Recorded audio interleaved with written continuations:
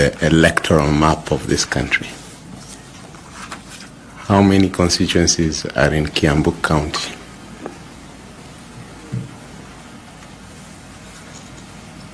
Sorry, Mr. Chairman, I know there is Githunguri constituency, let me number them. There is Githunguri, there is Kiamba, there is Lare, there is Kikuyu, there is Thika, there is Ruiru, there is Gatundu, the two Gatundus, Gatundu North and Gatundu South. I should think this would be it. There are 1, 2, 3, 4, 5, 6, 7, 8. There should be about 8, if not, if maybe more, but these 8 I can remember them. Thank you, Chair. Okay. Koki, do you have a follow-up question? No, Chair. Thank you. Okay. Okay, and how many wards in Baringo, since that is home? I'm from the lower part of Baringo. I'm from Mogotio, and I cannot hazard. I know that there are 3 wards in Mogotio constituency, but I cannot hazard the number of wards in the entire Baringo. But if we were to look at the 6 constituencies, then it should be something in the region of 18 to 20. Okay, thank you, Madam Vice Chair.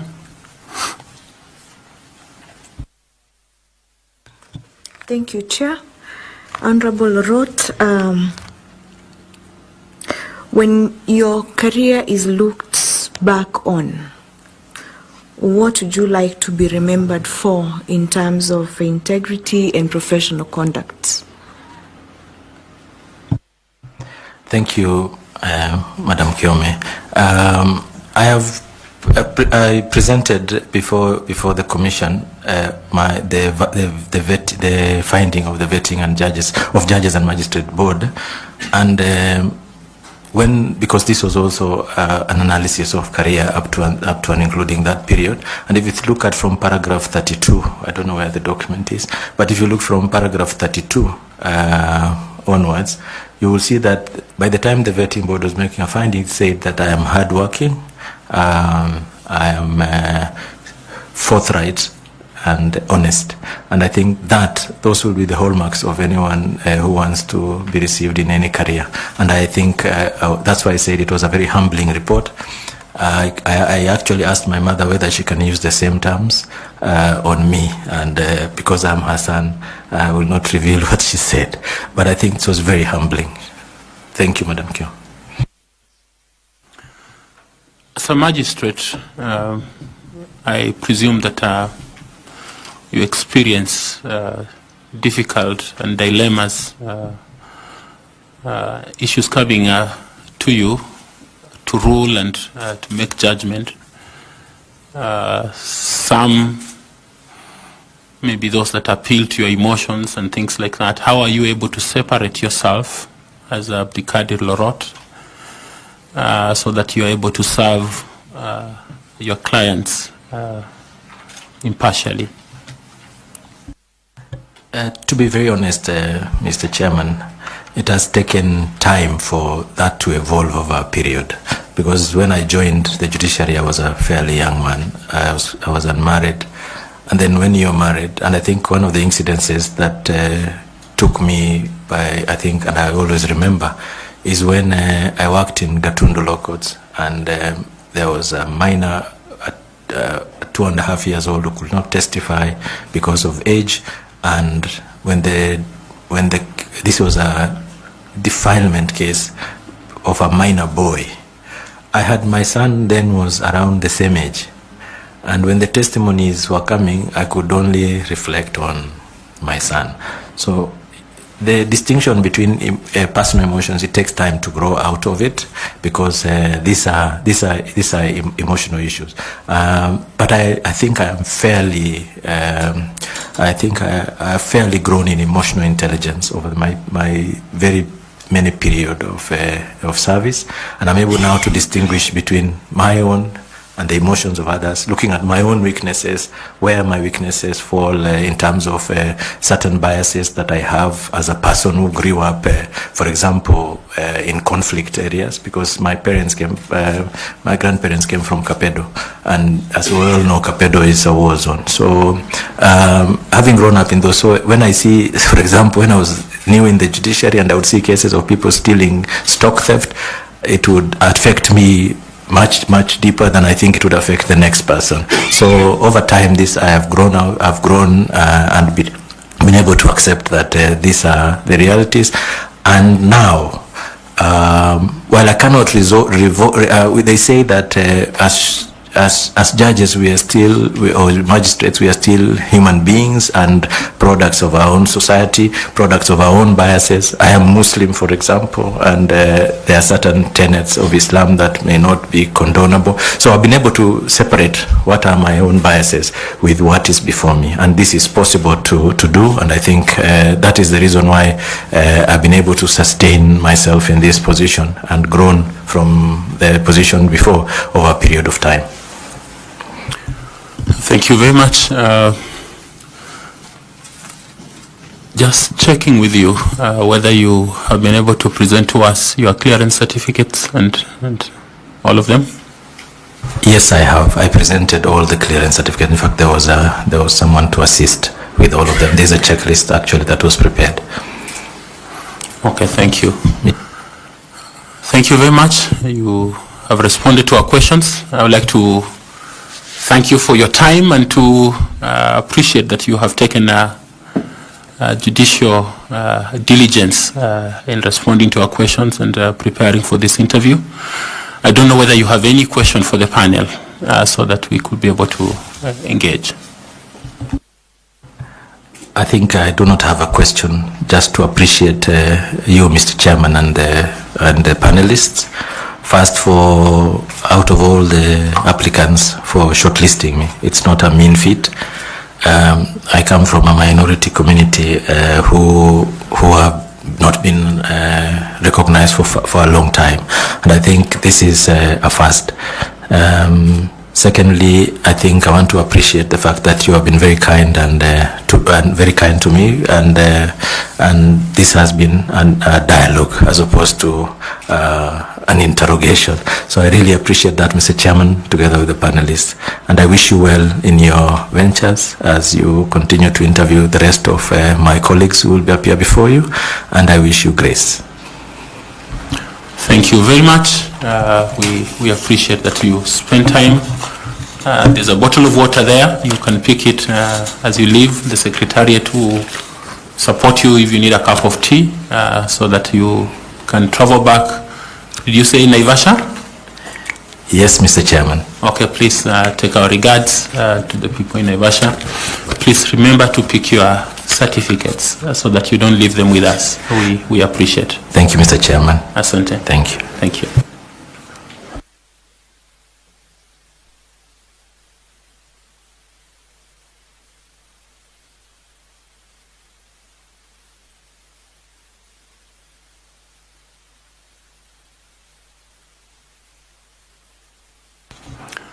Okay, thank you, members of the press.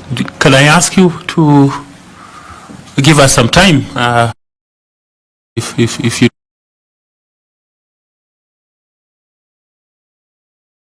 you just leave your cameras, but so that you allow us to be able to, yeah. Yes. So they're disconnected. Yeah, but. Employed for the election petition of 2013. I come from a community, the Muslim community in Mogotio, and I think the larger Rift Valley, the larger Baringo, have held me in high esteem, and I have been their trustee for the longest time. We have been able to do a lot of work as a community. We have put up several mosques. We have been able now to put up water for use by these mosques and alleviate certain things about school fees and things for our Muslim community within Mogotio. Basically, I do not want to speak about the good things that I have done as a Muslim, because I expect my reward to come from God.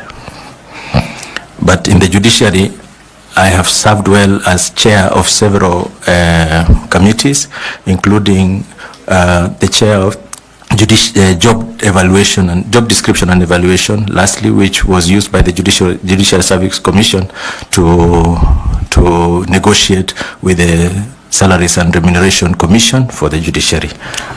Fair enough. Briefly, why do you think you are suitable for this position? Thank you, Mr. Chair. My first witnessing of an election was somewhere in 1988, which I was still a minor, but I witnessed an election where there was Mlolongo at the time.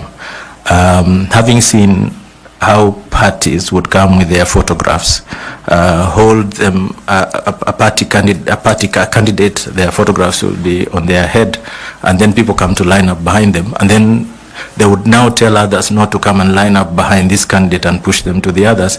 I saw quite a number of malpractices around that time. My experience in Tana River was that there was ethnic clashes, but the underlying reasons that were there for those ethnic clashes had something evidently to do with the devolution system that the country was adopting, and there was a community that was feeling that it would miss out on leadership in this area, and therefore instigated violence so that there would be transfer of voters from one area to another. I think I'm suitable. I have held positions within the judiciary where I've discharged my responsibilities with utmost integrity and with efficiency and with professionalism. This job, before I applied, I had a discussion with people who matter to me, including my family and members of my family. And one of the things that was going around is that this is a very heavy position. This is a very tough job. And that even if you're a good man, chances are that you will walk out tainted. I said, this is the period where patriots step up and say that their country needs them. And this is the time, looking at what happened in the last election and what happened between the commissioners, I think this is the time to consolidate whatever we have so that we can at least induce in this institution some level of confidence and give it credit with members of the public, because there is a bit of loss of confidence in the institution, and I think good men must step up for this position. So fair enough, you're suitable because you think you're a good man. Not just good man, I am professionally qualified for the position. I've also served, and I know and understand how to manage organizations. Thank you very much. I will ask the Vice Chair, Ms. Linda Kiome, to take up the next section. Thank you. Thank you, Mr. Chair. Thank you, Chairman. Honorable Lorot, the IEBC Act, it envisages a commission that comprises persons with mixed sets of skills and disciplines. Please tell this panel the skills and competencies that you possess that brings in a new form of aura for purposes of your work as a chairperson of the commission. Thank you, Madam Chairperson. First and foremost, the constitutional requirements are that you should be an advocate of a certain number of years in practice. Secondly, I have, like I have said, I have not just been your traditional judicial officer who sits in court, goes home. I have also served in capacities where my decision was required for the purposes of greater good of both the institution and the country. I bring in the skill sets of competence. I bring in the skill set of collegiality, and teamwork and being able to achieve within a team. And I also bring a skill set of my professional qualifications as an advocate and having served. Like I forgot to mention that I have been a trainer with the Judiciary Committee on elections, and I have done 2 election disputes before me. And from from those 2 that I have been able to handle, I was able to mine what is some things that are important to bring changes into the institution of the IEBC. When I handled the election disputes before me, I was able to determine that there are gaps here that needs to be filled, and these are important tools that I bring with me. I also bring with me the judicial approach to issues. I'm a judicial officer, so I'm bringing with it decision making, where we import those values that come about with our decision-making approaches, where we do fairness, we ensure that parties are happy and are pleased with everything that we do in the determination of disputes that come before them. I bring also I think I want to wrap this into the commission. I actually want to say that there is infusion of integrity. There is a infusion of integrity into the institution that has to come from the commissioners themselves, who must lead from the top. And I think I'm that person who will be able to lead from the top with that integrity. Thank you, Madam Chairperson. Thank you. Did you say you have any other training other than your legal and law training? Yes, Mr. Chairman. I am a continuing student of Masters in International Conflict Management. The only thing that I think remaining for me to conclude that is deliver my report. I had a discussion with my supervisor in early January, and I'm able to complete this so that by September I'll be able to graduate. And the reason it has delayed particular masters is because first I felt sick in the beginning when these issues when I concluded the coursework, and then thereafter I took up a task to do an interrogation of the conflict between the Pokot and Turkana, because it is home to me, and there are dynamics that are changing every single day, so I keep changing and reviewing my position on certain things. Thank you very much. Next, I would like to ask member of the panel, Madam Caro Kituku, to take up and ask you some questions. Caro. Thank you very much, Chairman. Honorable Lolot, you have told us that you have not been a traditional judicial officer, in your own words, quoting you. The IEBC Chairperson is expected to have a legal background, which you have. So now please tell us, as a judicial officer, how have you contributed or been involved in elections or any electoral matters? And while at it, tell us what has been your major contribution to the electoral processes in Kenya. Thank you. Thank you, Madam Kituku. I have handled, like I have said, 2 election disputes, and they were election offenses. And there were serious election offenses that were the results of which were being awaited by the Supreme Court so that they can make a determination on a gubernatorial issue. And in the process of going through this election dispute that I handled, I was able to find gaps in the IEBC processes. For example, it was evident to me that those people who were charged before me, some of whom were IEBC officials, had one or two of them had been charged because they had forgotten and put every document inside the ballot box, so the ballot box could not be opened. There are documents that they are not supposed to put in the ballot box. So some had placed everything in the ballot box, and that raised suspicion that this ballot box is needed now to be reopened so that those things could be removed. And the suspicion on the candidate that lost was that this was intentional, and that there was stuffing of ballots, so that there was no scrutiny of the unused ballot papers.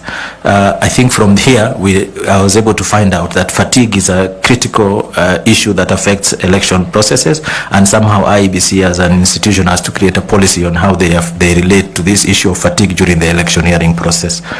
Secondly, like I said, I was selected as one of the trainers by the Judiciary Committee on Elections to train my colleagues, and through a team we were able to train our colleagues in the preparedness for election. When I was Secretary General of the Kenya Magistrate and Judges Association, this was between the year 2009 and 2013. And in the year 2009, there was a petition. There were petitions that were ongoing from the 2007 election cycle. And from this cycle, we were able to note that one of our judges, Justice now President of the Court of Appeal, Justice Musinga, was able to handle a petition in Kisii within 6 months. And then we said, if it can be done, then it's something that we are able now to create the timelines for it and then make proposals for it.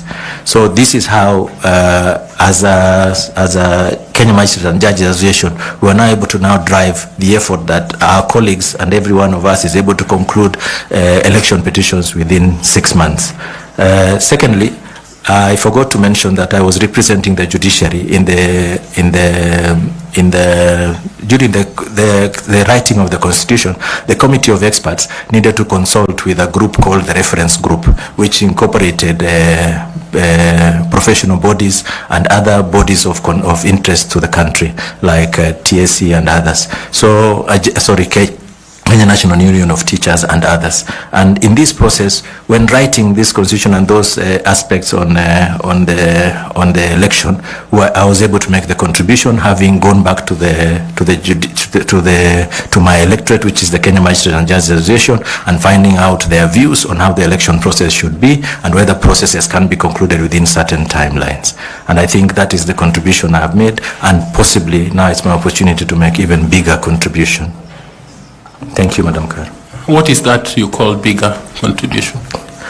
There are bigger contributions to be made in this institution in the sense that there are recommendations that were made by the Supreme Court in the last election cycle, and part of that is concerning timelines, how we are able now to negotiate these timelines and create greater period. Because when we were writing the first Supreme Court rules, election rules, to try and balance these timelines of 14 days was very difficult. How then are we going to give parties time to file their documents within which the time frame for filing documents, and ensuring that by the time the petition is ripe for hearing, there is sufficient time. And you would see that the Supreme Court is always caught up by time. That's why they have to hear cases late into the night. And we are all glued, and I think the tension in the country is even much there's gripping and much more difficult. Of course, there are those who enjoy the sessions, but I think it's important that the Supreme Court is given sufficient time. So one of those would be that timeline. The second one would be the corporate governance of the IEBC. Procurement of IEBC. Thank you. Thank you, Mr. Firstly, I think this is what the Supreme Court talked about, corporate governance of the IEBC. Having defined and definitive roles for chairman, the commissions, how they relate with the CEO alongside other members of staff.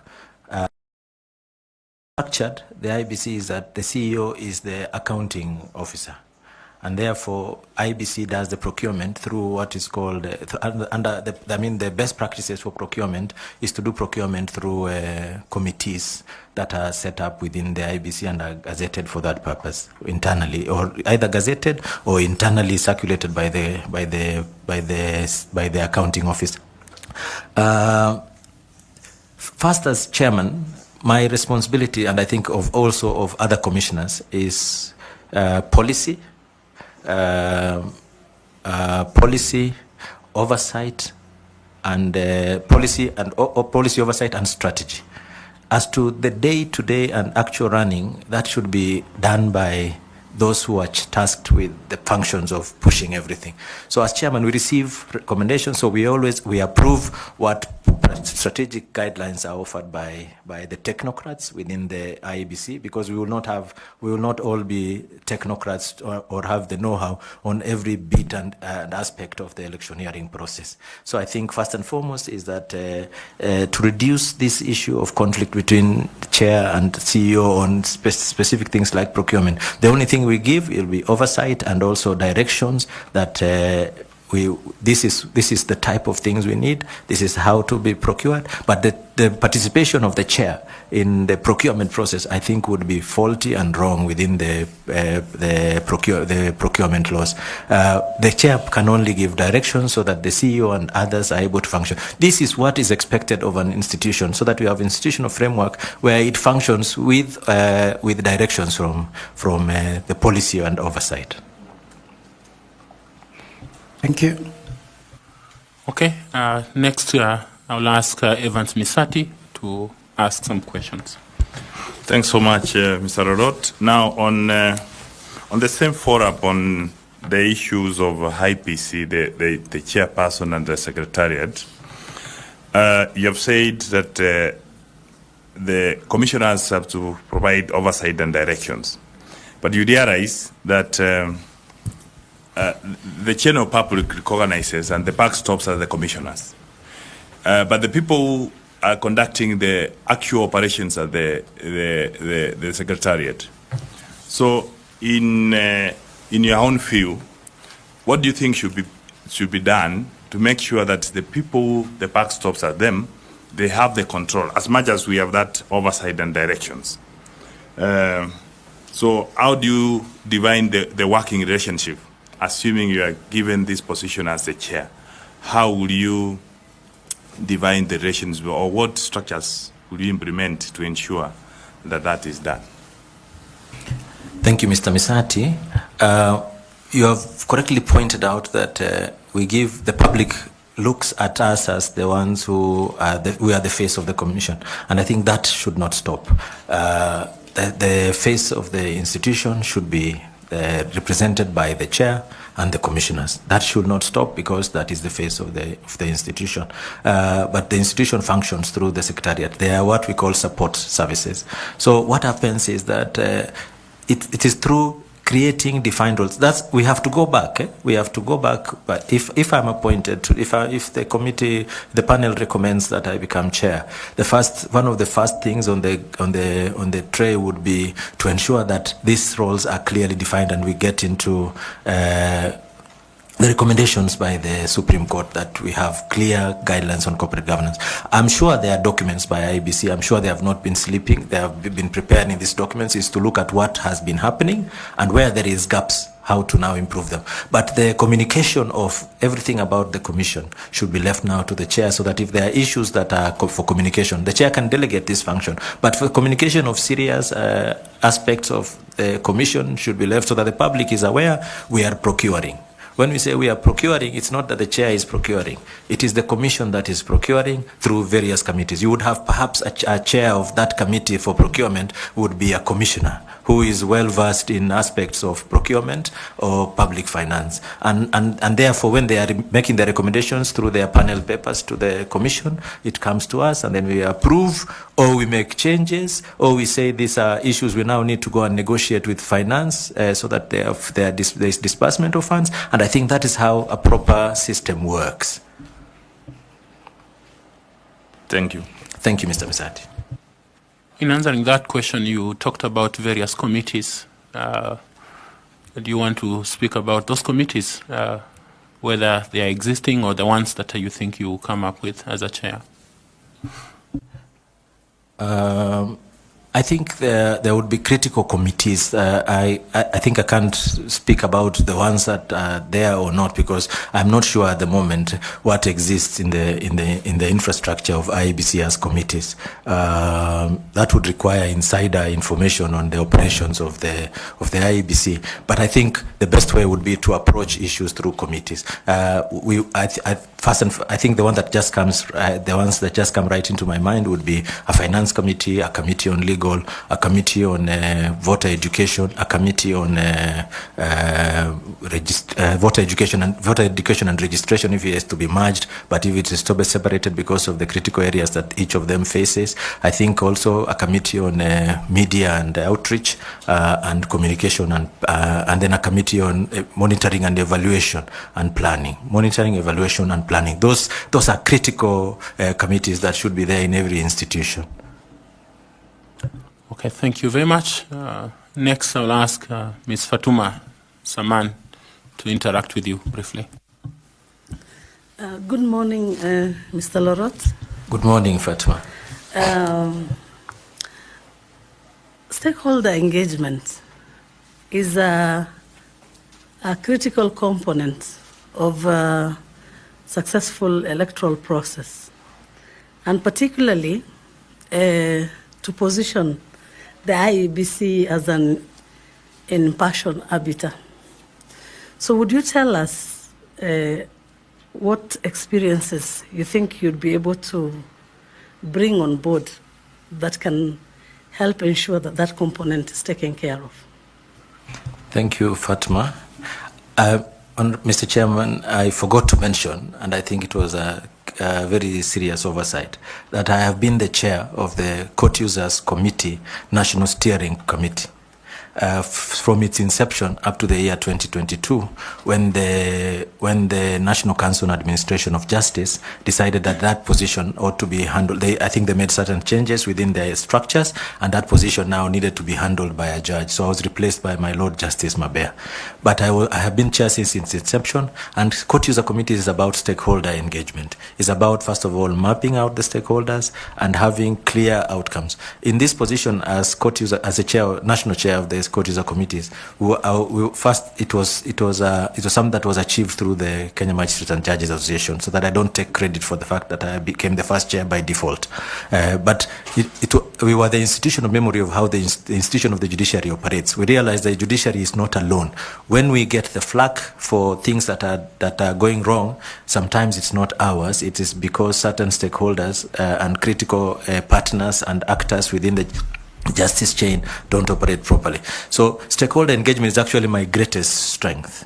We'll be able to map out who are our clear and direct stakeholders, right from from where we source our mandate and funding, and ensuring that we have representation from all sectors in the electoral players. This also includes having direct links with the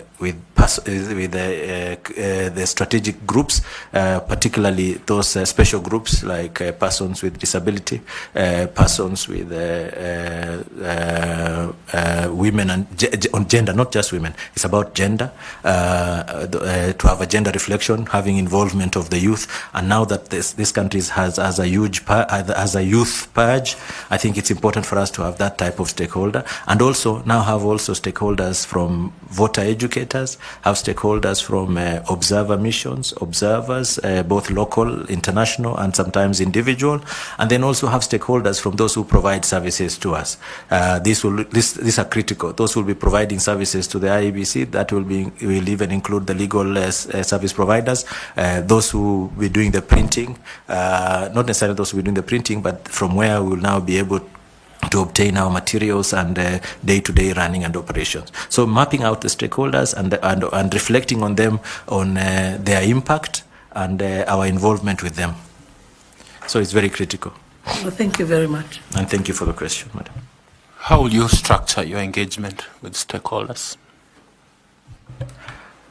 I have had a glimpse of the IEBC stakeholder engagement operation plan, and I think they are on the right track, in the sense that we have the identifying. First of all, it's identifying stakeholders from the processes of the mandate of the IEBC, and the mandate of IEBC, besides election, also includes the boundaries and delimitation. So we structured from pre-election and during the election, and after the election.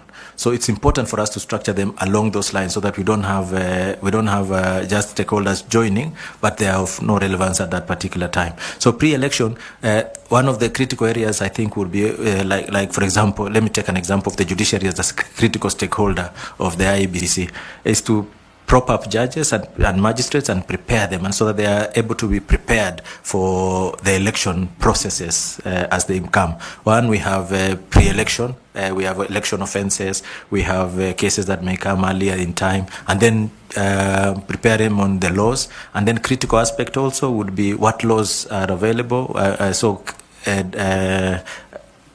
Having a parliament as a critical stakeholder and how you engage with them on that. So it's just structuring them around pre, during, after elections, and then also on the services.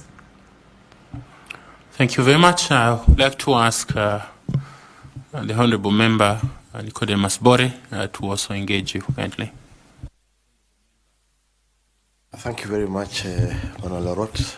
I've seen you have a long span of service at the judicial service, and we would like to know whether you have had an experience of conflict on ethical issues and how you have managed to handle it during your time of service. Thank you very much. It is reported when I appeared before the Judges and Magistrates Vetting Board, I reported, and I think I even had the judgment then.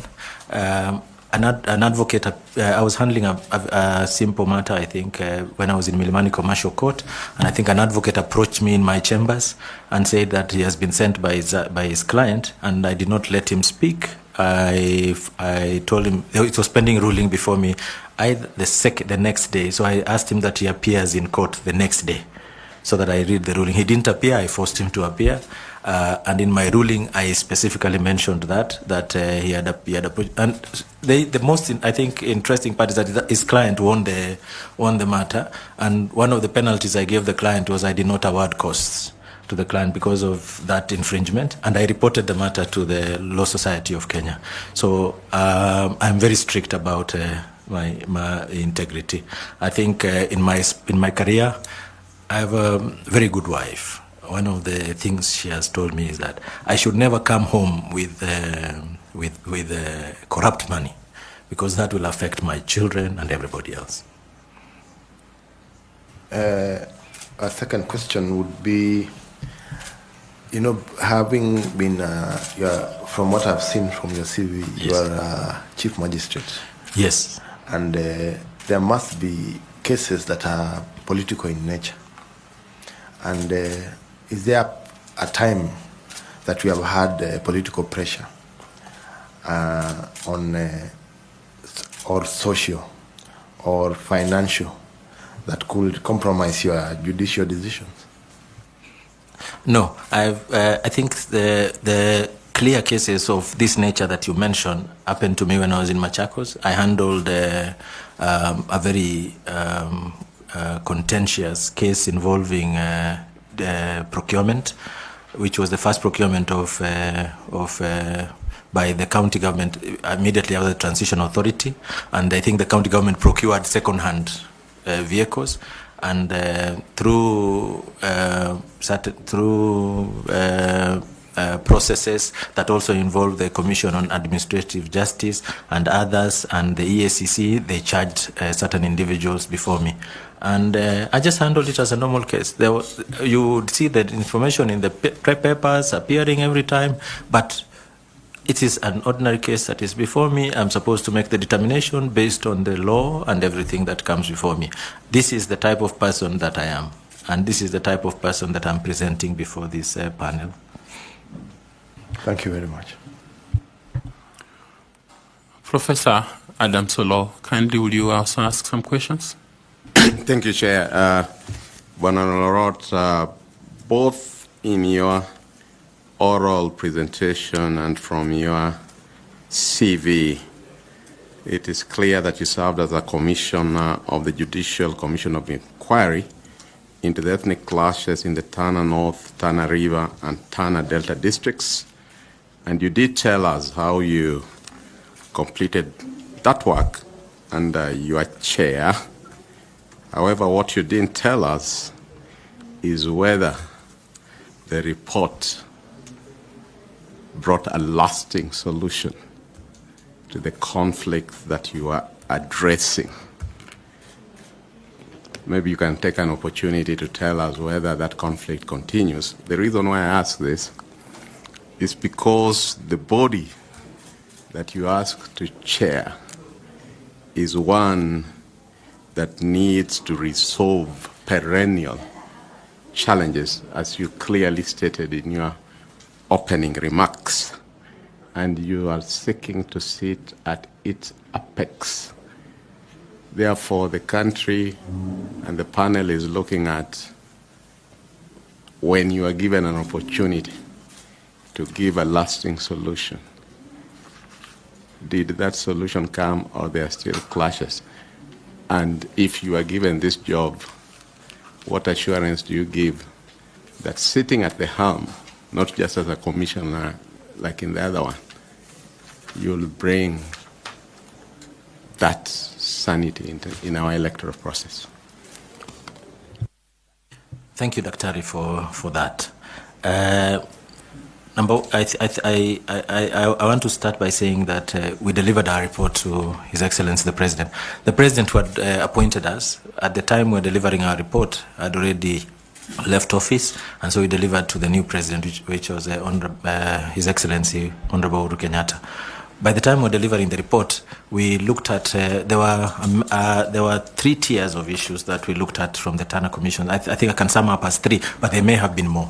The first one was with respect to the ethnic clashes, the threshold of genocide, or whether they met these variant thresholds of because there was displacement, there was murder, there was clear organization, there was all those things that fitted this billing. Then the next stage that we looked at were the perpetrators known.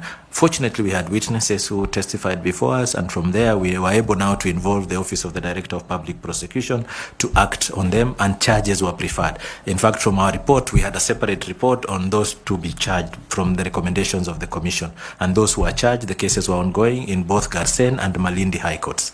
And in some instances, I think for those that occasioned gender-based violence, those who were charged before the Garsen Court, that was the first recommendation that we made. And I think in the other recommendation was about economic activity, because what were the triggers of this violence? The triggers, we noted the triggers were related to resource conflict. They were also triggered by just inter-ethnic clash. There were communities that had never remarried. They had never intermarried in that area since time immemorial, and in fact they used to live separate. We would find this is the village of this particular community. I don't want to name them, and this other community.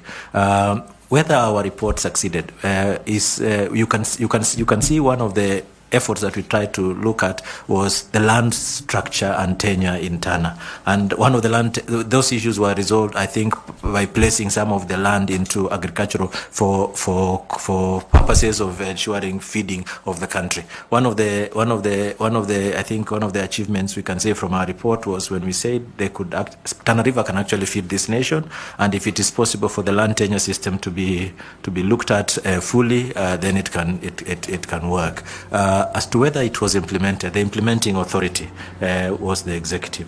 So I'm not sure, because I didn't follow up. I went back to my court work immediately after that, but I should think that from my observation, there are some changes. Yet I can see there are returns of there's return of some of this chaos, and from this that is why that's what actually pushed me to go and study international conflict management as a master's program, and actually to just be able to and that's what has taken a bit of time, because I'm also looking at myself as an informant in my own research paper. So I'm gathering that information for purposes of ensuring that this is protected and preserved, and for future purposes of enabling the commission, institutions such as the Commission, to see that there is an interrelationship between resources and election and electioneering malpractices. Thank you. You told us that you have been in service 23 years and counting. If we were to make you chair, what would you like to be remembered for in the judicial service on your professional conduct? How would you, if you were to succeed and now you go to the commission? I think my colleagues on the bench I would like them to they would respect me. I would like to be remembered as a person who was respected by my colleagues and my peers. And I think that is sufficient for me, because that was a service and I think I needed to be respected. I think I am respected by majority of my colleagues on the bench, and I have cut out a career that has spanned all these years with service and honor. Thank you, Chair. Have you ever sought to be promoted to the higher court? Yes. And what experience have you had there? I applied to be promoted to be a judge. I went through an interview. There was no complaint on my part. I went through a process of interview, but the selection was for the Judicial Service Commission to make. I was not one of those selected at the time. And I think that's all I can say. I was not selected at the time. I have applied once. Thank you. FCPA, Tanui, kindly. Thank you, Chair. Still on areas of leadership and integrity. Lorot, you've confirmed to us that you are a serving chief magistrate. Yes. Thank you. Under Article 260, judges and magistrates are listed as state officers. In our advert that we did put, for which you did your application, we indicated that arising from Article 88(2), people who hold state office are not eligible for appointment. Being a judicial officer, what is your take? Thank you. I noted that on the advert, and I also noted that there are instances where, because I'm serving state officer, I'm coming for an interview, I will resign from my position if the panel were to appoint me, and I think that is the position I took. I took precedence in what has happened before when I think the first instance of such a case was the late Nkaiseri being a member of parliament and as a state officer was appointed as a cabinet secretary. It has happened before. Even now we have two. We have the former MP for Ugunja and the former MP for Gwasi, who are both state officers when they were members of parliament, and they was selected to join the cabinet secretaries, to be cabinet secretaries, which are also state officers. So there is precedent that that I'm not just coming here because I'm a state officer. I'm coming here because I'm coming for a job interview for a state office. My take also on that is that it wishes to remove persons who are not. Let me just finish with what I just said earlier. Yes, I think there is precedent for me. What happened in the past.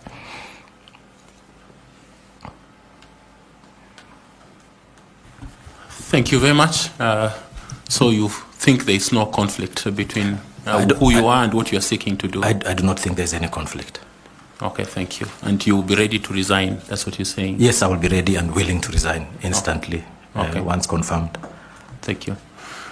Professor Adams, do you have some other questions you'd like to ask? Yeah, Bwana Lorot, you gave us a history that as a minor, you started becoming interested in elections, the Mlolongo, the famous or infamous Mlolongo in 1988. So I'll just ask you a general question because you seek to lead the IEBC, and therefore I believe you are very much aware of the electoral map of this country.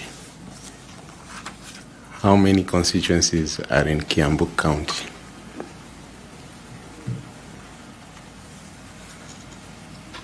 Sorry, Mr. Chairman, I know there is Githunguri constituent, let me number them. There is Githunguri, there is Kiamba, there is Lare, there is Kikuyu, there is Thika, there is Ruiru, there is Gatundu, the two Gatundus, Gatundu North and Gatundu South. I should think this would be it. There are 1, 2, 3, 4, 5, 6, 7, 8. There should be about 8, if not, if maybe more, but these 8 I can remember them. Thank you, Chair. Okay. Koki, do you have a follow-up question? No, Chair, thank you. Okay. Okay, and how many wards in Baringo, since that is home? I'm from the lower part of Baringo. I'm from Mogotio, and I cannot hazard. I know that there are 3 wards in Mogotio constituency, but I cannot hazard the number of wards in the entire Baringo. But if we were to look at the 6 constituencies, then it should be something in the region of 18 to 20.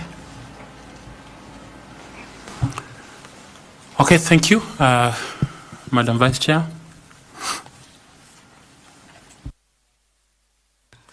Thank you, Chair. Honorable Lorot, when your career is looked back on, what would you like to be remembered for in terms of integrity and professional conduct? Thank you, Madam Kiome. I presented before the commission the finding of the vetting and judges and magistrate board, and because this was also an analysis of career up to and including that period. And if you look at from paragraph 32, I don't know where the document is, but if you look from paragraph 32 onwards, you will see that by the time the vetting board was making a finding, it said that I am hardworking, I am forthright and honest, and I think that those will be the hallmarks of anyone who wants to be received in any career. And I think that's why I said it was a very humbling report. I actually asked my mother whether she can use the same terms on me, and because I'm her son, I will not reveal what she said, but I think it was very humbling. Thank you, Madam Kyo. As a magistrate, I presume that you experience difficult and dilemmas, issues coming to you to rule and to make judgment. Some maybe those that appeal to your emotions and things like that. How are you able to separate yourself as a Abdikadir Lorot so that you are able to serve your clients impartially? To be very honest, Mr. Chairman, it has taken time for that to evolve over a period. Because when I joined the judiciary, I was a fairly young man. I was unmarried. And then when you're married, and I think one of the incidences that took me by, I think, and I always remember, is when I worked in Gatundu Law Courts, and there was a minor, 2.5 years old, who could not testify because of age. And when this was a defilement case of a minor boy, I had my son then was around the same age. And when the testimonies were coming, I could only reflect on my son. So the distinction between personal emotions, it takes time to grow out of it, because these are emotional issues. But I think I am fairly, I have fairly grown in emotional intelligence over my very many period of service, and I'm able now to distinguish between my own and the emotions of others, looking at my own weaknesses, where my weaknesses fall in terms of certain biases that I have as a person who grew up, for example, in conflict areas, because my grandparents came from Kapedo, and as we all know, Kapedo is a war zone. So having grown up in those, so when I see, for example, when I was new in the judiciary and I would see cases of people stealing stock theft, it would affect me much deeper than I think it would affect the next person. So over time, I've grown and been able to accept that these are the realities. And now, while I cannot they say that as judges, or magistrates, we are still human beings and products of our own society, products of our own biases. I am Muslim, for example, and there are certain tenets of Islam that may not be condonable. So I've been able to separate what are my own biases with what is before me. And this is possible to do. And I think that is the reason why I've been able to sustain myself in this position and grown from the position before over a period of time. Thank you very much. Just checking with you whether you have been able to present to us your clearance certificates and all of them.